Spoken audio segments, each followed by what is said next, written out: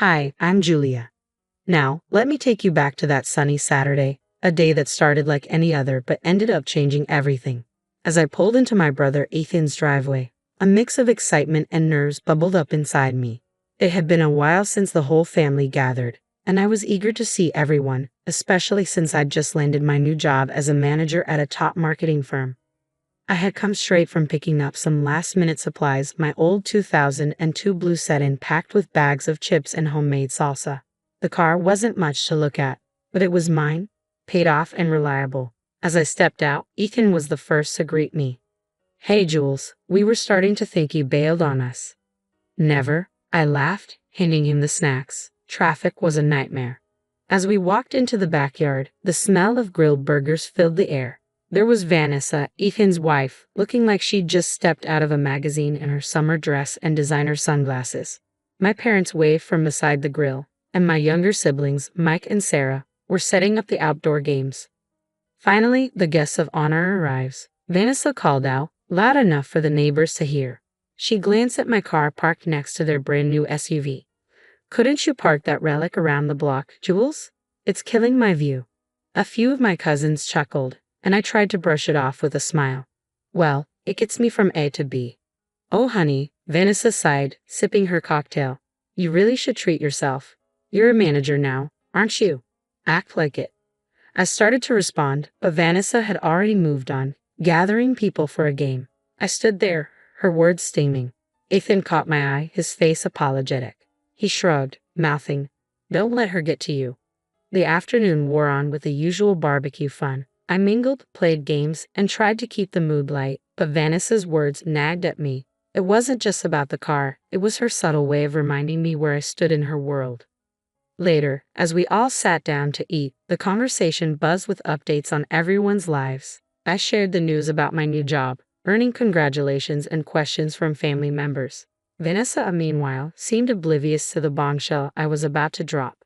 "So, Julia," she said with a smirk, "must be a big step up from your old gig, huh?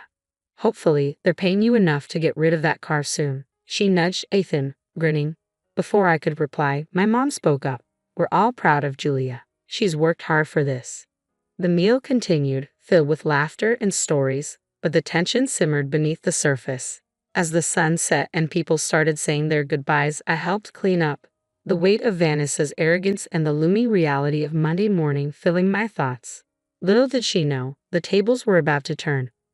Walking into the sleek glass building on Monday, my stomach flipped with nerves. First days are always nerve-wracking, but this wasn't just any first day. I was stepping into a managerial role at one of the most prestigious marketing firms in the city. The receptionist greeted me with a bright smile as I passed through the lobby. "Good morning, Julia. They're ready for you upstairs." Stepping out of the elevator, I was met with a round of applause from my new team. Mr. Carter, the director, shook my hand warmly. "Everyone, let's officially welcome Julia as your new project manager." The room buzzed with cheers and polite clapping. Scanning the faces, my eyes landed on Vanessa.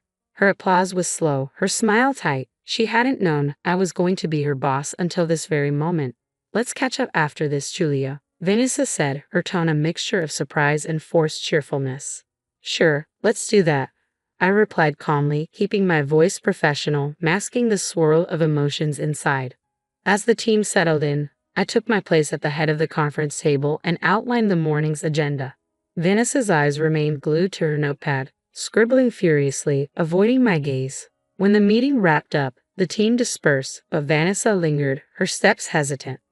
"Julia, about the barbecue. I hope there are no hard feelings," she said softly, her voice a stark contrast to her usual boldness. "Vanessa, let's keep our focus on work. Personal matters stay outside these walls," I replied, offering her a polite but distant smile. "Of course, you're right," she nodded, her eyes darting away, unable to fully mask her unease. Over the next few days, I dove deep into project files and performance reports. Vanessa's work stood out, though not for good reasons. There were discrepancies in her project timelines and budget allocations that didn't add up. During our one-on-one meetings, I addressed them head-on. "Vanessa, I've noticed some discrepancies in the Smith account. Can you walk me through your process here?" "Sure, it's probably just minor oversights. You know how it goes with deadlines and all," she laughed nervously. fidgeting with her pen. Minor or not, accuracy is crucial. We can't afford these slips, especially with high-profile clients. Let's go over this together, shall we? My tone was firm, leaving no room for excuses.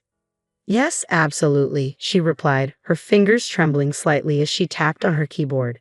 It quickly became clear that Vanessa had been cutting corners, her work just barely skimming acceptable standards.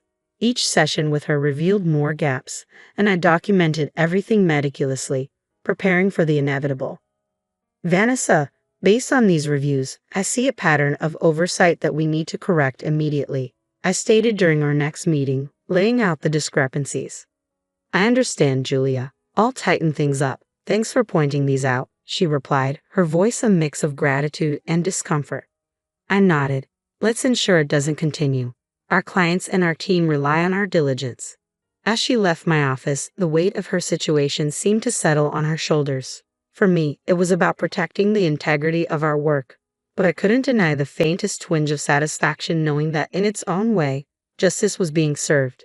The following Monday, I arrived early, feeling the heightened stakes, not just for me, but for Vanessa too. I could sense the pressure on her as she approached my office, clutching her oversized designer bag and a stack of files, her heels clicking against the polished floor.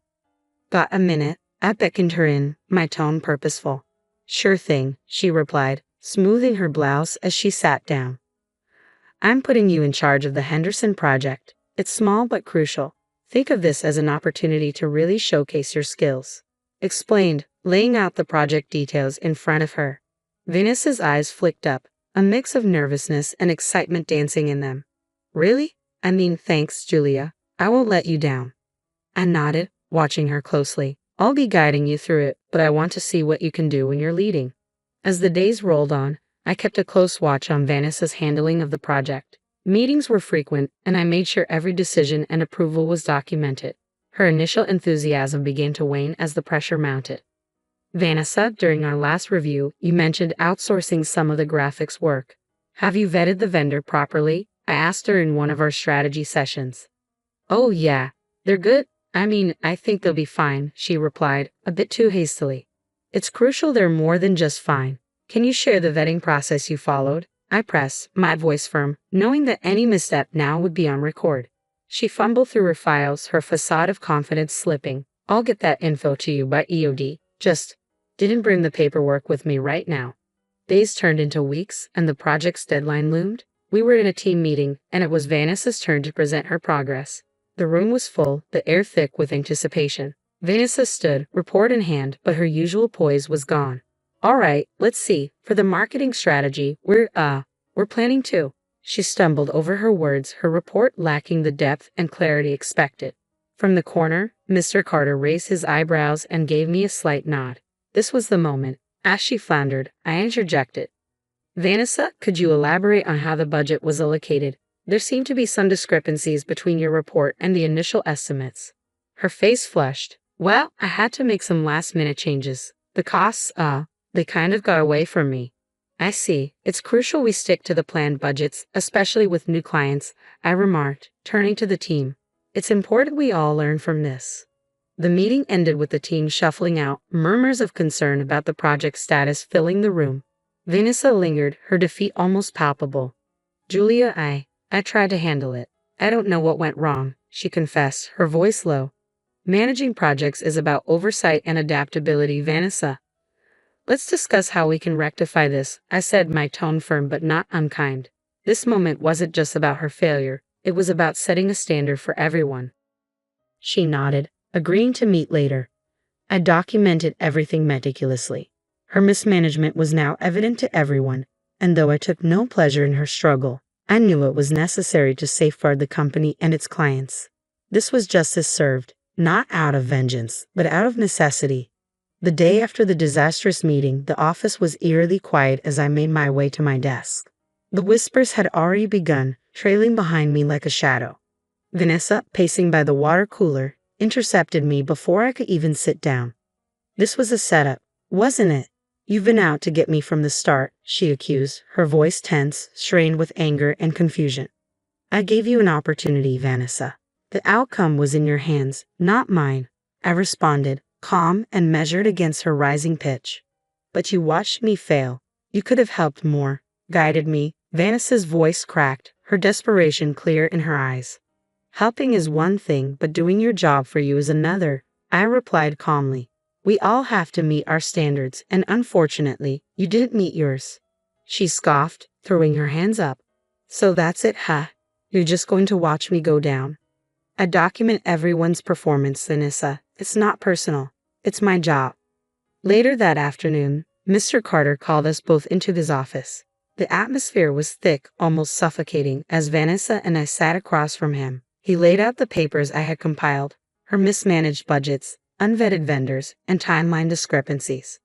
After reviewing the evidence and considering Julia's observations, we decided it's best for the company that we part ways with you, Vanessa, Mr. Carter said. Her face went pale, her previous fire extinguished by the weight of the decision. I understand, was all she could manage, her voice barely a whisper. News of Vanessa's termination spread quickly. At the next family gathering, the mood was mixed. My brother Ethan approached me as I poured myself a cup of coffee. I know it's been rough, Jules. Are you okay? His concern was genuine, and I was touched. I did what was necessary, Ethan. It wasn't about revenge. It was about integrity. He nodded, clapping a hand on my shoulder. I know, sis, and I think, deep down, everyone else knows too. Our parents, ever supportive, made no comment on Vanessa's absence, choosing instead to focus on the family being together. As the night wore on, the heaviness lifted somewhat, laughter and chatter filling the space between us. Driving home later, the quiet hum of my reliable old car gave me a moment to reflect. Sitting in the driver's seat, watching the streetlights blur past, I thought about everything that had happened. My job demanded tough choices, ones that affected not just me but the people around me. While I never sought to hurt Vanessa personally, my role was clear: to uphold a standard. Ensuring justice at work meant making hard decisions, even if they impacted family. And though the weight of those decisions was heavy, I drove on, knowing I had done my job with fairness and integrity. The road ahead was clear, guided by the principles I valued most. So, what do you think? Was Julia right in how she handled Vanessa's situation, strictly upholding her professional duties? Or could she have been more supportive despite their past issues? Share your thoughts in the comments below.